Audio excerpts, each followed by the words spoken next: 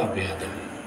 এই জাহেল মূর্খ মানুষ, কোনো হাদিস ফেকার কোনো জ্ঞান নাই তো, এই জন্য এই কথা বলছে সে, বুঝলেন?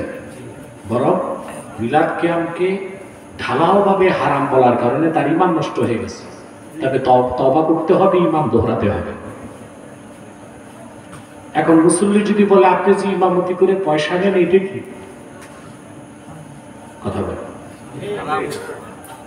প্রশ্ন আছে না? আপনি যে ইমামতি করে পয়সা নেন মাসে মাসে, এইটা কি? এটা হারাম হওয়ার পক্ষে দলিল আছে। তবে উলামায়ে ইসলাম অন্য মাযহাবের মাসালাকে নিয়ে বলেছেন এটা জায়েজ। মিলাদ কিয়ামের বিপক্ষে তো একটাও দলিল নাই, তো বিনা দলিলে হারাম বলেন কি করে? এটা তো আলেমের কথা না, জালেমের কথা। তাকে তওবা করতে বলে, ঈমান দোহরাতে বলে। আর তার যদি বুঝার কিছু বাকি থাকে, তা আমরা তাকে বা তার আর মুরব্বী থাকলে তাদেরকে আমরা বুঝাবো ইনশাআল্লাহ। এভাবে উম্মতি মুসলিমার মধ্যে ফিতনা সৃষ্টি করে কেন? এলাকার মানুষ তাকে খাওয়ায়, বেতন দেয়, সম্মান করে ইমাম বানাইছে ফিতনা সৃষ্টি করতে না সমাধান করতে? এত প্রশ্ন জমা রাখছে আজকে। একটা নাস্তিক খুব উৎপাত করতেছে, এটার নাম নিতে ঘৃণা লাগে, আসাদ। নবী করিম সাল্লাল্লাহু আলাইহি সাল্লামের আরশ চুম্বি সম্মানের খেলাফ সে বেয়াদবি করেছে, আল্লাহর সামনে বেয়াদবি করছে, কোরআনের বিরুদ্ধে কথা বলে। আমাদের করণীয় কি? যদি বলেন আমাদের না, আপনার করণীয় কি? আমি যদি তাকে কাছে পেতাম, তা আমি একজন মুফতি, শরীয়তের মুফতির মর্যাদা কাজী বা বিচারপতির মতো। আমি তাৎক্ষণিক কোরআন সুন্নাহ থেকে রায় দিয়ে নিজ হাতে তার মৃত্যুদণ্ড কার্যকর করতাম। এটা আমার করণীয়। কিন্তু এই কুখ্যাত কাফেরটাকে তো পাওয়া যায় না। ইহুদিদের ছত্র ছায়ায় থেকে সে আমাদের কলিজায় আঘাত দিয়ে চলছে, বুঝলেন? তবে আমরা চেষ্টা করছি তার অবস্থানটা জানা। সে পৃথিবীর যেখানেই থাক, বাঁচতে পারবে না ইনশাআল্লাহ। দ্বিতীয়ত, প্রত্যেক নামাজের পর এই নাস্তিকটা, আরো যত নাস্তিক আছে, এদেরকে বদদোয়া করবেন। এরা হচ্ছে ওয়াজিবুল লানাত। এদের জন্য হেদায়েতের দোয়া করা যাবে না। কাফেরের জন্য হেদায়েতের দোয়া করা যায়, আল্লাহ তাআলা হেদায়েত দেন। তো এগুলো তো শুধু কাফের না, এরা হচ্ছে আইম্মাতুল কুফর, কাফেরদের নেতা, জিন্দিক, ঠিক কিনা? এবং শরীয়ত মোতাবেক তাদের উপর মৃত্যুদণ্ড ওয়াজিব। এখন হেদায়েতের দোয়া না, একটাই দোয়া, যে আল্লাহ তোমার গজব দিয়া এদেরকে উন্মাদ ও পাগল বানায় না। আমরা একটা গবেষণায় দেখেছি, এই নাস্তিকগুলো তাসলিমা নাসরিন সহ এরা আসলেই কেউ নাস্তিক না, এরা আসলে খ্রিস্টান। আর খ্রিস্টান পরিচয়ে তারা যদি ইসলামের বিরোধিতা করে, দায়টা খ্রিস্টান ধর্মের উপর যায়। এই জন্য তারা নাস্তিক সেজে ইসলাম বিরোধিতা করতেছে, আদতেই তারা খ্রিস্টান। তারা কি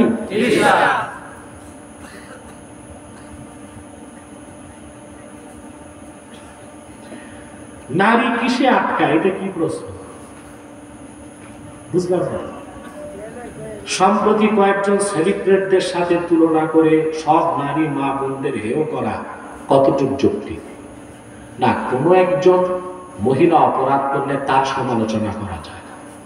সামগ্রিকভাবে সকল নারীদের সমালোচনা করা, তাদের অপমান করা কোনো ভালো মুসলমানের কাজ না। হাদিস শরীফ এসেছে, বুখারী শরীফে রাসূলুল্লাহ সাল্লাল্লাহু আলাইহি ওয়াসাল্লাম ইরশাদ করেছেন, মা আকরামান নিসা ইল্লা কারীম ওয়া মা আহানাহা ইল্লা লাঈন। নারীদেরকে সম্মান করে কারীম, অর্থাৎ উত্তম চরিত্রের পরম সহিংসু ভালো মানুষ যারা, তারা। আর নারীদের অপমান করে তারাই যারা কমি না, নিন্দুক, নিন্দিত। বিড়াল পালন করা জায়েজ, বিড়ালের মুখ দেওয়া খাবার খাওয়া হারাম। দেখেন বিড়াল যে খাদ্যের মুখ দিয়েছে ওটা কাতান হারাম না, মাকরুহ। ওটা কি? কিন্তু যদি বিড়াল কোনো কিছুতে মুখ দেওয়ার পর আপনি দেখেন বিড়ালের মুখে নাজাস বা রক্ত লেগেছিল, ওই খাবারটা খাওয়া হারাম, কারণ সে কোনো হারাম ইঁদুর টিঁদুর খেয়ে আপনার খাবারে মুখ দিচ্ছে। আর মুখ লাগান যদি দেখেন এমনি একটু মুখ দিয়ে দিচ্ছে, ওটা মাকরুহ। বুঝলেন? না খাওয়াই উচিত। কি বুঝলেন? তার মানে আপনি খাইবেন না, কিন্তু আপনি মেয়েরও খাওয়াইবেন না, পোলার বউরে খাওয়াই দেবেন। করেন তুই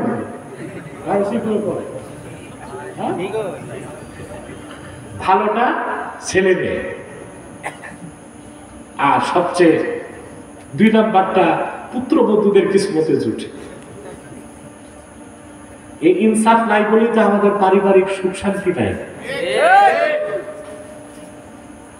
জান্নাত নামের এক, না কোনো নাম নেবেন না, প্রশ্ন হচ্ছে যে এক ছেলে মেয়ে ছেলে হয়ে গেছে, এটা কি সম্ভব? এমন হলে করণীয় কি? দেখেন, আল্লাহ তাআলা পুরুষের মধ্যে কিছু হরমোন রেখেছেন, মহিলাদের মধ্যে কিছু হরমোন রেখেছেন। এখন যদি কোনো রোগের কারণে বা আল্লাহর অসন্তুষ্টির কারণে কোনো ছেলের মধ্যে মেলি হরমোন বেড়ে যায়, তখন তার পুরুষত্বের প্রভাব কমে মেলি প্রভাব বেড়ে যাবে। বুঝলেন? আর কোনো মেয়ের মধ্যে যদি মেলি হরমোন কমে যায়, পুরুষের হরমোন বেড়ে যায়, বুঝলেন, তাহলে তার মধ্যে মেয়ের প্রভাব কমে পুরুষের আলামত প্রকাশ পাবে। কিন্তু টোটাল একটা মেয়ে ছেলে হবে না, একটা ছেলে মেয়ে হবে না। ঘটনা যেটা দেখছেন সোশ্যাল মিডিয়া, এইটাই হয়েছে। কিন্তু মিডিয়া এবং সাংবাদিকরা এগুলোর একটু রং চুল লাগায়া ভিউজ বাড়ানোর জন্য একটু অতিরিক্তই করতেছে। আপনি বলেন যে মেয়েটা ছেলে হয়ে গেছে, হ্যাঁ, এর বিয়ে করাও, দেখো তো বাচ্চা হয় কিনা। ছেলে মেয়ের লিঙ্গ তো ভিন্ন ভিন্ন, ঠিক না? হরমোনের পরিবর্তনে বাহ্যিক গেটআপটা চেঞ্জ হয়েছে। কি বুঝলেন? এই একটুখানি দেখে আমাদের দেশের সাংবাদিক তো অর্ধেক পাগল। এগুলো মানে রং টং লাগায় এই সংবাদগুলোকে বেশি প্রচার করে। কাজের কাজ কিছু নাই তো ওদের হাতে, কি করবে? বুঝলেন? দেখেন না, এক একটা ইস্যু নিয়ে আপনার সপ্তাহব্যাপী বসে থাকে। কে কারে মিছিলে ঘুষা দিছে করে, এটা কি একটা নিউজ না? হ্যাঁ, বিদেশ থেকে খেলোয়াড় আসছে, তার নাক 9 ইঞ্চি লম্বা, কানে লম্বা কয়টা, তার কাছে কয় হাত কাছে কে গেছে, কয় হাত পিছে কে, এগুলো নিউজ হচ্ছে। আর জরুরি কোনো নিউজ না। চট্টগ্রামে ভয়াবহ বন্যা, সাহায্যের জন্য সবাইকে এগিয়ে আসার ব্যাপারে কিছু বলুন। এই ব্যাপারে আপনার এগিয়ে আসার জন্য অনুরোধ করছি। আমরা কাজ করি নীরবে। অনেকে বন্যার জন্য ত্রাণ সংগ্রহ করে, বিদেশ থেকে টাকা কালেকশন করে, আমরা এগুলো করি না। আল্লাহ আমাদের যতটুকু তৌফিক দিয়েছেন আমরা নিজেরাই করি, নীরবে করি। বুঝতে পারছেন? সিটাকে তো আমাদের যাওয়ার দরকার নেই, ওখানে তো সব ধনী মানুষ। কি বলে? আর চট্টগ্রামে যে বন্যা, এটা প্রাকৃতিক ভাবে না, এটা হচ্ছে কৃত্রিম জলাবদ্ধতার কারণে অতিরিক্ত বৃষ্টিতে এটা হয়ে গেছে। যাদের দুর্নীতির কারণে চট্টগ্রামের মানুষগুলো এই পানিতে কষ্ট পাচ্ছে, ওদেরকে বিচারের আওতায় আনা উচিত।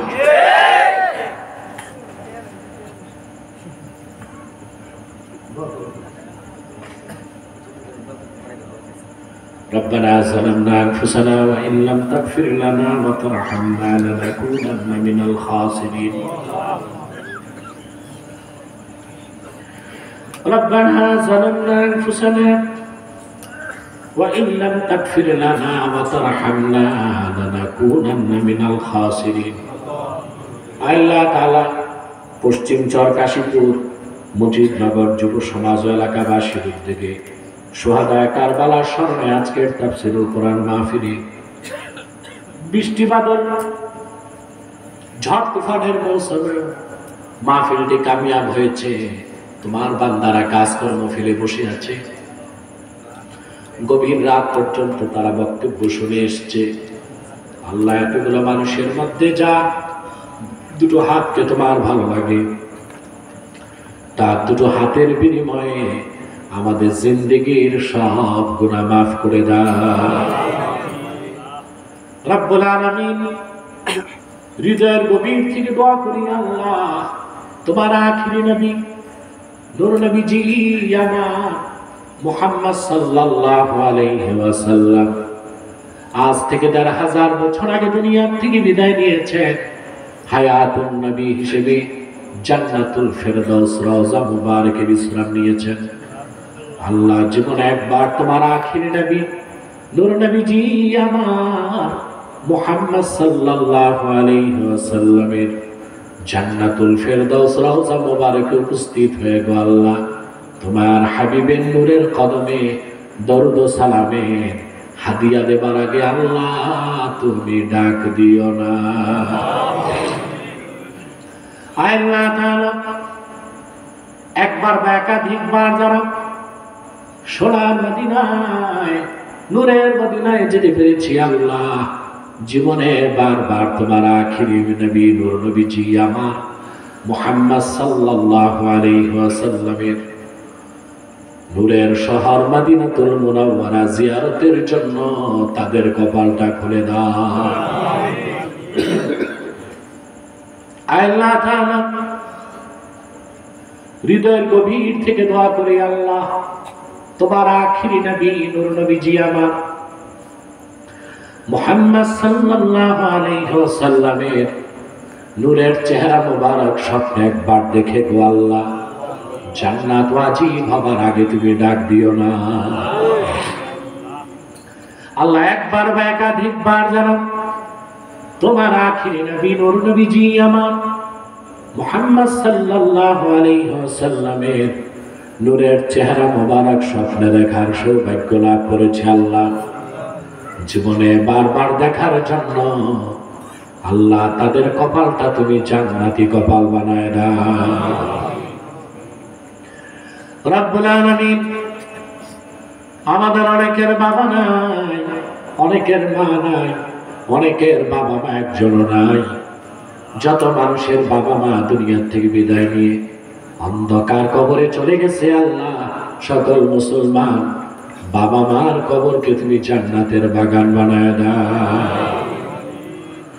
রব্বুল আলামিন।